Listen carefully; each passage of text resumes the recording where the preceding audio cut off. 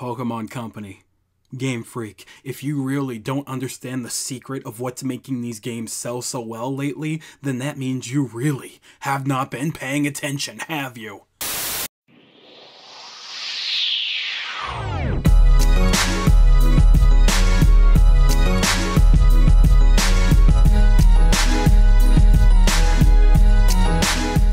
What is up, y'all? Soul here, and welcome back to the story mode. So I'm sure that a couple of you at least have to be wondering, what is going on? Why are we talking about the Gen 5 remakes right now? And you know what? That's a more than valid question that I'm willing to answer. In reality, we're probably not actually going to get the Gen 5 remakes for at least another year or two. However, I kind of put myself in a little bit of a weird spot. For one thing, like I said in all of the previous videos before this one, I didn't upload for quite some time, and therefore, YouTube still thinks that I'm pretty much dead. I was gone for that entire month because I was working on the review, and now that that's done, I don't really feel comfortable just throwing it up just yet. Now, I bring up the review right now because all of the content that I want to make after that review is post-game discussion stuff. Changes to the game, DLC, and a ton of different things like that. It would feel very wrong for me to start putting that stuff out before I put out the review talking about the game itself in depth. And so here we are. I'm not exactly sure what else we should be talking about before we get to all of that post-game stuff. We already talked about some of my wishes when it comes to 2023 regarding games, anime, merch, and other things like that. So I figured, hey, why don't we talk a little bit more about the possibility of Generation 5's remake? Now, like I said a moment ago, these remakes could be well over ages away from now, but based on the state of things, I think that it's more than valid to be concerned about them. I'm sure a lot of you feel the exact same way as me. I never want anything like the 4th gen remakes to happen ever again. Generation 5 is the only generation that we can probably guarantee is going to get a remake within the next couple of years, because after that, things get a little dicey. Now, we could sit here and just pray and hope to God that they don't do what they did with Gen 4 and just trample over everything for a quick buck. But personally, I feel like it helps get the frustration out when I actually voice the things that I would like to see when it comes to these next couple of games. You guys know the saying, an open mouth don't get fed.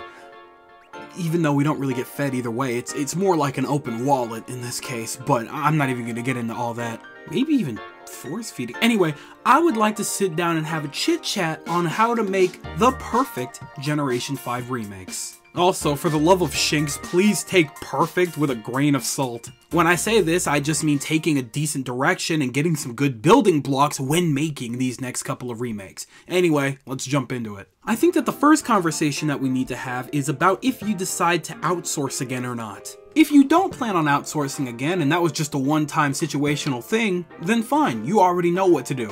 However, if y'all do plan to outsource again, now we need to have a conversation. Now, as far as we understand, ILCA was the ones that handled the Gen 4 remakes. We don't know why, and we don't know for how long, but we know for a fact that for the first time, you let somebody else handle a mainline game. And also to our understanding, at least in my personal opinion, it became a mess. Now here's my thing. I don't think that this falls on ILCA. They've helped handle a lot of games in my past that I really enjoy, like the Naruto Ultimate Ninja Storm games, Nier Automata, and currently they're about to put out their new work, One Piece Odyssey, which has been in development for 6 years. Now in my personal opinion, that game's looking real good and I can't wait to pick it up. So please explain to me, why is it that especially in comparison to Brilliant Diamond and Shining Pearl, these games look extremely polished and have been received well for the most part? As I see it, there could be a multitude of reasons. For one thing, like I mentioned earlier, this is the first time that the mainline Pokemon games have ever been handled by somebody else. Up until that point, it was always Game Freak, but clearly their A team needed to finish Legends while their B team was still working on Scarlet and Violet. So in turn, they had to do something very unorthodox, and they wanted to be very careful about it, so they most likely had somebody up there breathing down the necks of these developers over at ILCA during the development period of Pokemon Brilliant Diamond and Shining Pearl. Another potential reason is also something I just brought up a moment ago. One Piece Odyssey has been in development for the last 6 years. And if that's the case, and we just got the remakes last year in November, how is this possible? My best guess is that they had a small development team from ILCA branch off so that they could quickly make the remakes. That's the only thing that makes sense to me, because otherwise something is not adding up. And if that's the case, that means that these remakes suffer from a double whammy. So not only were they breathing down the necks of the developers to get these games out before the holiday season because they knew damn well that Pokemon Legends wouldn't make it for that time, but they were also most likely working with probably not even half of ILCA. Rush development on top of a smaller dev team is an absolute recipe for disaster, and that's exactly what we got. So, my advice to you. If you plan to hire somebody else to create the next set of remakes for whatever reason, then there's two very specific things that you need to do. Firstly, grab them ASAP and let them cook as long as they need. By any and all means, give them the guidebook that they need to work with. Give them the recipe so they know what they're cooking up, and then promptly give them the examples so they know what it looks like and how to potentially make it even better. Secondly, whatever team you are grabbing, make sure that they have the whole squad on deck and make sure that they don't have any works in progress. The more heads tackling a specific issue will always be better, so the bigger the team and the more time that they have, the better the game is going to come out. I mean, I figured that this would just be common sense or logic, but clearly that wasn't the case with the last game, so just putting that out there. So that just about wraps up all of my thoughts when it comes to the possibility of outsourcing the game. Why don't we talk more about the game itself? Why don't we go ahead and start with the graphical department? Now here's my thing. I don't believe that games are their graphics. I've always believed this since I've gotten a basic understanding of how games are developed. For me, a game could look ugly as hell, but if it's fun, then it doesn't matter much really at all. I will say though, a good look to your game is at least decently important in of itself. First things first, you guys have heard me say this a billion times by now, but pick a style and run with it. The best examples that I can give from the Pokemon series on the Switch is probably between Pokemon Legends or possibly even better, Pokemon Let's Go, weirdly enough. While Pokemon Legends is far from the prettiest Pokemon game we've ever had, at the very least it was much less harder to look at than Generation 8. It was an aesthetic that worked very nicely for the time period of that game. When I first saw Pokemon Legends, it reminded me a lot of that game Okami, and honestly, that is not a bad thing by any means. I feel like that game had even more potential than Scarlet and Violet to be one of the best looking Pokemon games of all time. But, as you've heard me say time and time again, just simply not enough time for it to cook. I don't know what it is with y'all having this weird thing with trees and grass where you can't plant them normally and make them look natural and like real fluffy grass or actual big trees that look like they're in the ground. What is up with that? I hate saying this, I truly do, because I know I sound like a broken record, but even on the Switch, as weak as it is as a console in comparison to the other current generation consoles, when it can run games like Breath of the Wild or Dragon Quest XI that look like they have natural grass and trees, what is the problem? Anybody that knows me knows that I've been waiting for the Switch to die for quite some time now, but that's a discussion for another day. The point is that right now, we've had tons of great looking games on the Switch regardless of the power output, so you guys have zero excuse as to how these games look. I don't know how much longer the Switch is going to be around, but regardless, whether you're making a game for the Switch or the brand new console that Nintendo's going to put out next, just pick one style and be as consistent as possible with it.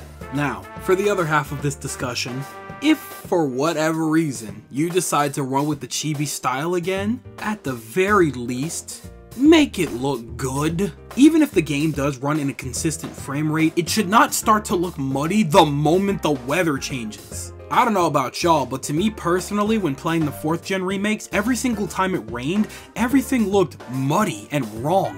And there were so many things that were still out of place and awkward looking that I just was upset because the chibi style had so much potential. I used this example before when I did my review for Pokemon Brilliant Diamond and Shining Pearl, but the Legend of Zelda Link's Awakening remake on Switch is possibly the best example of how I expected these games to look.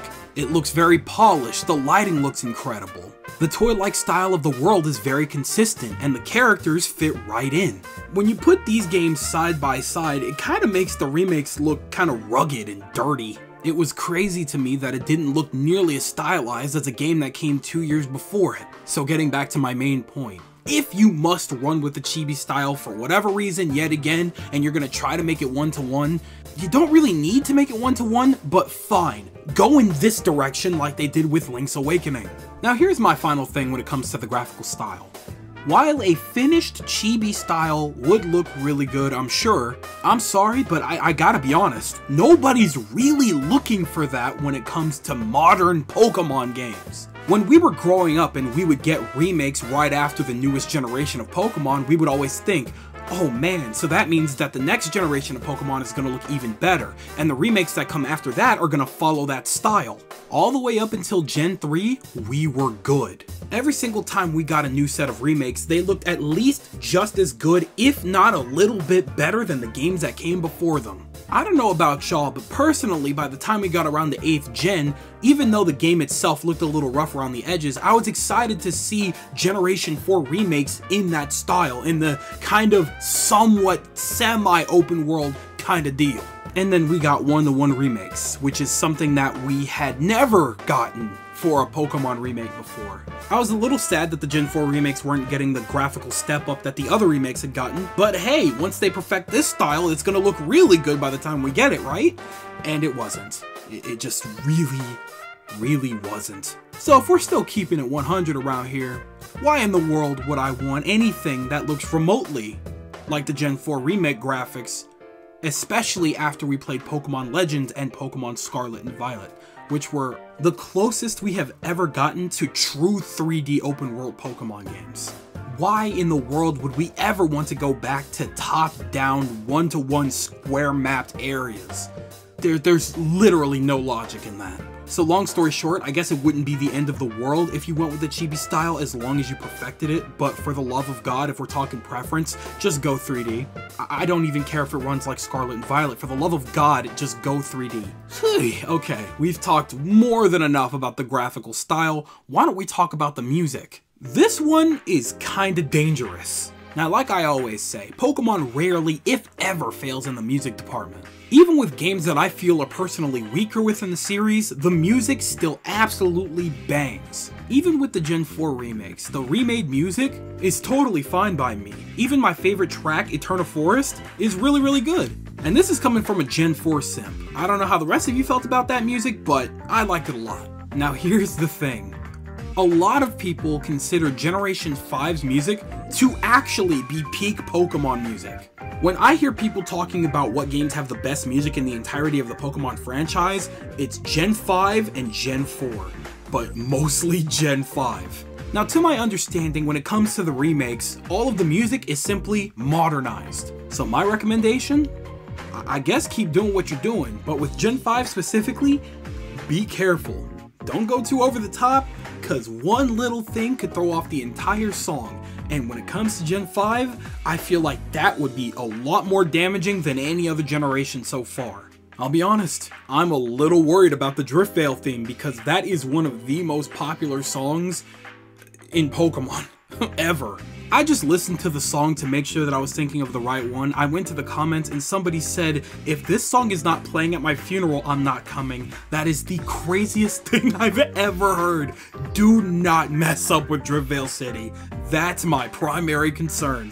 And with that, I've said all I need to say about the music. Let's move on to the story. For starters, absolutely criminal that we're not going to be getting Pokemon Black 2 and White to his remakes because those go hand in hand with Pokemon Black and White because they're direct sequels, and they're so good. Anyway, I digress. Generation 5, still to my understanding, holds the candle for one of the best stories in any mainline game. This is another one of those situations where you simply do not need to touch it. My one recommendation though, turning some of the best scenes in those games into real cutscenes. Imagine a full-fledged cutscene where you walk into the first city and you actually see Ghetsis and Team Plasma posted up, and Ghetsis is actually walking back and forth, throwing his hands, giving the most dramatic speech of his life. Sit there and tell me that that wouldn't be the absolute coolest thing you've ever seen. Another cutscene that would look really good animated, the Ferris wheel scene.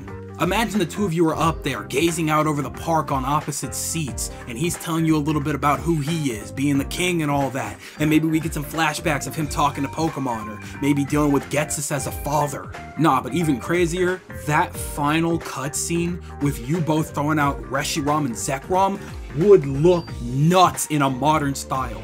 Please, please y'all, take care of this story in the way that I know you know how. Keep the exact same dialogue, but raise that energy with some actual high quality animations. I know you guys can do it. I know you guys can do it. So that just about covers it when it comes to my thoughts on the story. Now naturally, we can't discuss any perfect Pokemon game without discussing the Pokédex. Up until Generation 8, every single Pokemon game had access to every single Pokemon under the sun. Obviously, the roster got a little too big and they didn't really have enough time to make all those models for all these Pokemon. Now that's perfectly fine for Generation 8 of Pokemon, but what the hell happened in those remakes, man? It's one thing to cut the decks in half when you're introducing an entire roster of new Pokemon that you want people to try out and actually utilize. I get that. I'm not mad about it. But the remakes solely having access to Pokemon only up to that generation is literally criminal. We have now gotten to a point with the remakes where I feel that it's completely pointless to at least not have access to new Pokemon on these routes. I mean, come on, what's the point of buying a remake if there's no other new content to look forward to other than graphic improvements? The biggest issue that I had with the remake is the fact that I spent $60 to have the exact same experience that I had over a decade ago. Part of that problem was the fact that we only had access to the Pokemon from that Pokédex a decade ago. If I'm going through the exact same game again, I would at least like to try Pokemon that aren't usually from this region against these gym leaders that I've already beaten before. So when it comes to the Gen 5 decks, at the very least, just throw in some Pokemon that wouldn't usually be in there. Give us maybe like 10 to 12 Pokemon from the last 3 generations. If you do that, at the very least, we have a little over 30 new Pokemon that we can use in this region. And then all you gotta do is mix and match the routes that these Pokemon are gonna be available on, and boom, we could have an entirely new experience. Maybe entirely is not the right word for this, but you know what? It's something that I would gladly take. Gen 5 Pokemon are mandatory. Anything below that is not. Mix it up. Play around. Please, that's all I ask. If we want to get into the specifics of what Pokemon should be available, we're gonna have to have that conversation another day. And finally, the gameplay changes. There's only 2 major things that we really need to talk about here. The first thing is that we just need to up the speed on how we get in and out of Pokemon battles. I'll give modern Pokemon games this. At the very least, we're in and out of battles much faster than we ever were in the original games. However, after experiencing Pokemon Legends, I've come to understand that going into battles in any of the previous games was like a crawl. Getting into battles with trainers, and especially wild Pokemon, took so much more time than I realized. But hell, to be honest with you, even before that, emulators kind of ruined the older games for me, because now with speed up, it makes battles so much faster. Now here's something that I just realized that I didn't really mention in my review much. But generally speaking, the speed in which you get in and out of battles, it's not bad at all. I think that's solely due to the fact that we battle wherever we are on the map. If you run into a Pokemon in the overworld, that's where you're battling that Pokemon. If you run into a trainer in the overworld, that is exactly where you guys are having out your Pokemon battle. We don't have to take the time to load up an entirely different landscape or anything like that. You get into the battle right where you are, you go, you beat them, and you leave. So I guess when it boils down to it, just keep that energy. I really don't think that there's much more to say on this subject matter. Wherever we are on the map, as long as you make it so that we can just run into Pokemon on the overworld and battle them where they are, or run into trainers in the overworld and battle them where we are, I think things will just move. This has been physically proven with the last 2 games in the series, and I don't think I need to say much more on that. Keep that energy. Let's go ahead and move on. Now the very last thing, another thing that we're gonna definitely have a discussion on in the future, is whether or not we should have a gimmick in these remakes. However, this kind of plays into what I just said a moment ago when it comes to new experiences in older games. We need something within these remakes that are gonna make us go, oh, that's gonna change up my experience from the originals a lot. I think that would be a lot of fun. So, on that note, while I love standard Pokemon battles as much as the next guy, yeah, I think we should definitely have some kind of gimmick. I legitimately don't care what the gimmick is. You gotta have something. For whatever reason, you guys have made it your mission to make sure that whatever gimmick that you introduce in a new region stays within that region for lore purposes. I don't know why you decided to do that, but I guess you really don't want us getting our gimmicks back, do you? Well, guess what, Chuckles? You messed up with 6th Gen. To this day, logically speaking, there is still no reason as to why Mega Evolution can't make it to any other region, and you yourselves proved that with the Gen 3 remakes. So, unless for whatever reason you're deciding to bring back the strong and quick mechanic from Pokemon Legends, which would not be fitting for this region, the only other thing that could work is Mega Evolution. Sorry guys, but you kinda did this to yourselves. Mega Evolution is simply too cool, and we will refuse to let it go. Deal with it. I've been trying to see new Megas for almost a decade now. Just make it happen and you'll make everybody happy, and more money. It's literally that easy. Now, I mentioned that that was the last thing, but I got too riled up because the actual last thing was just the quality of life stuff. I'm definitely going to go more in depth about this in the next video where we talk about Gen 5 remakes, but generally speaking, as long as we have the general quality of life that we've had for pretty much most of the games up to this point, we should be fine. Unlimited TMs, HMs as its own separate mechanic as opposed to teaching it to our Pokemon, being able to use the PC on the fly, being able to nickname our Pokemon at any given time, and being able to change out their moveset at any given time without the use of heart scales. As long as we got all that, we should be alright. And with that right there, I think that it's more than safe to say that you have a pretty damn good recipe to start up the perfect Gen 5 remakes. Or at least some really, really good remakes. I'll be honest, my hopes for these next set of remakes are completely in the gutter, absolutely in the trash right now. Bottom of the trash, actually. The only thing that gives me even a slither of solace is the fact that most of us agree that the Gen 4 remakes were ass, and that we put all of that out on the internet, and there's no way that they missed that, you know what I mean? But we really don't know what happened, because at the end of the day, while we do know that it was an L, we don't know what was going on behind the scenes to make it happen like that. So, it's very much possible that that was a one-time situation, and these next set of remakes are going to blow everything that we've seen out of the water by far. But we'll have to see about all of that, because the Gen 5 remakes are a long time, or at least I hope that they're a long time away. If they're anywhere near, for the love of Shinx, nah, put it away. Shelf that, actually just remake it just start over. And take longer. Do not tell me you have that ready for us. I will be sick. I'm not even kidding. It's actually crazy.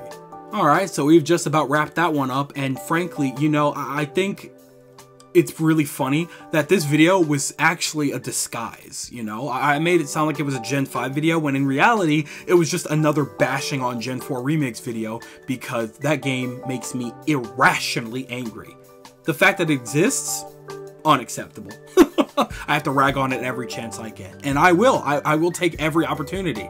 But either way, that's it from me. What are you guys thinking? Is it too soon to talk about the remakes? Do you think that the remakes are right around the corner? Do you think that we'll have a better step in the right direction for the remakes? Or do you think that the remakes will get trashed just like the Gen 4 remakes did? Tell me everything you guys are thinking in the comment section below, because you know for a fact that I am always, always, always down there with you guys. But with that, it do be skedaddle o'clock. I would like to thank you guys ever so much for watching. I truly do hope you enjoyed. Do me the greatest favor of dropping a like and a comment, and consider subscribing for more content just like this. And with that, I'm gonna get the hell up out of here. Thanks again, hope you enjoyed, and I'll be seeing you guys in the next video. Do me the greatest favor of taking good ass care, and I'll see you all next time.